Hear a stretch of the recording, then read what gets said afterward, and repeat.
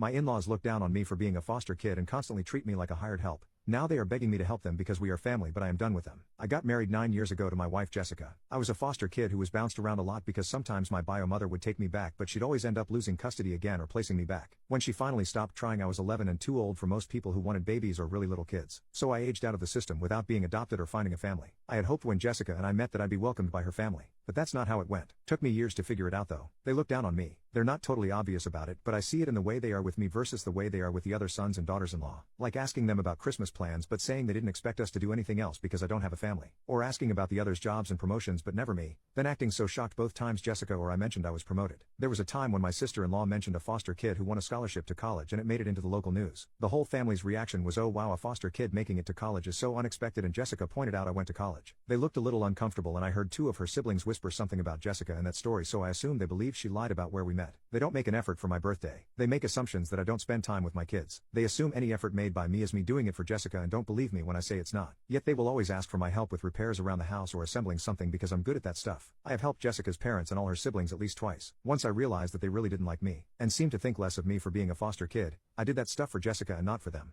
But then a few weeks ago Jessica's parents had issues with the stairs. I went and fixed them up. I spent hours working on one part and had to go and get extra materials. It was a whole thing. Some of the family came over while I was there and Jessica's parents made food for them. But nothing for me. When I asked them if there was any for me, they told me they didn't think I'd want to eat after working so hard. For hours, with no food in between. I told them they didn't think that. They simply didn't want to be polite to me and offer food after doing all that work for them. I was called out by Jessica's parents and her siblings. Jessica took my side as did some of the siblings' spouses. But I was called out again for not helping fix a shelf for one of Jessica's sisters and saying never again would I help any of them. They said family helps the family. I asked them when they ever treat me like family. Update. I decided I was done. I wasn't going to keep bending over backward for people who barely acknowledged me as part of their family. I told Jessica I wasn't fixing anything else for her parents or siblings. No more free labor for people who clearly didn't see me as one of them. She understood. She's always backed me up when it came to her family. But I knew it put her in an awkward spot. Still, she never asked me to change my mind. Sure enough, the requests kept coming. Jessica's sister texted me the next week, asking if I could come over and fix a shelf that was falling apart. I ignored it. Then her brother asked if I could help him put together a new grill he bought. The same deal left that message on read. They started to get the hint,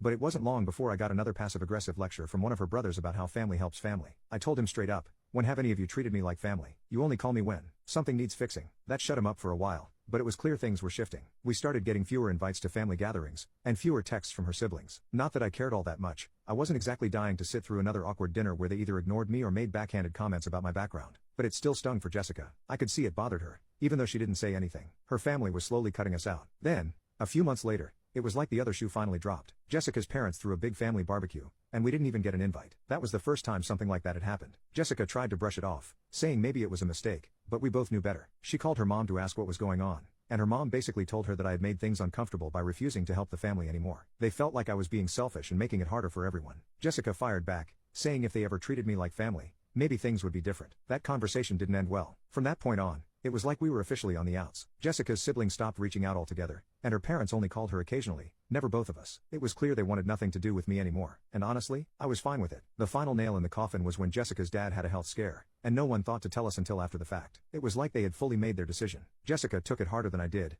of course, but even she admitted that things had been strained for too long. She finally realized they were never going to accept me, and that hurt her more than anything else. So now, we're no contact with her side of the family. At first, it was weird. I think Jessica hoped they'd come around, that they'd reach out and try to mend things, but that never happened. It's been months, and honestly, I feel like a weight's been lifted off my shoulders. No more fake smiles, no more trying to prove myself to people who don't even care. Just me, Jessica, and our kids. That's the only family I need.